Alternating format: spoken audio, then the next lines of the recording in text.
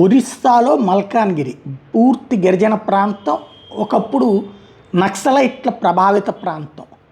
ఆ నక్సలైట్ల కారణంగా పోలీసులు అక్కడికి వెళ్ళరు, రెవెన్యూ వాళ్ళు అక్కడికి వెళ్ళరు, అట్లాగే ఇతర ప్రభుత్వ శాఖలు అటవీ శాఖ వాళ్ళు అటు వెళ్ళడానికి భయపడతారు. దాన్ని అడ్డు పెట్టుకుని మహమ్మద్ మసూమ్ ఖాన్ అనేటటువంటి అతను తన సోదరులతో కలిపి అడవిని ఆక్రమించేశాడు.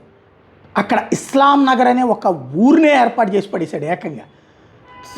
ఆ ఊరిని అంటే అడవిని ఆక్రమించి ఒక ముస్లిం నగరాన్ని సృష్టించాడనమాట.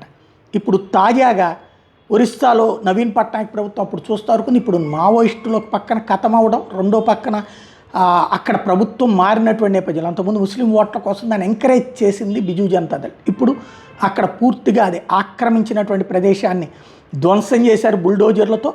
అదే సందర్భంలో అంటే దీని మీద యాక్చువల్గా కోర్టులో పిటిషన్ పడింది. కోర్టు దాంట్లో అదంతా తీసివేయమని చెప్పింది. ఓవరాల్గా ల్యాండ్ గ్రాబింగ్ అన్నటువంటి కోణాన్ని కోర్టు కూడా ధృవీకరించిన నేపథ్యంలో తొలగించమన్న ఆదేశాలు అమలు చేసింది ధైర్యంగా బీజేపీ గవర్నమెంట్ అక్కడ.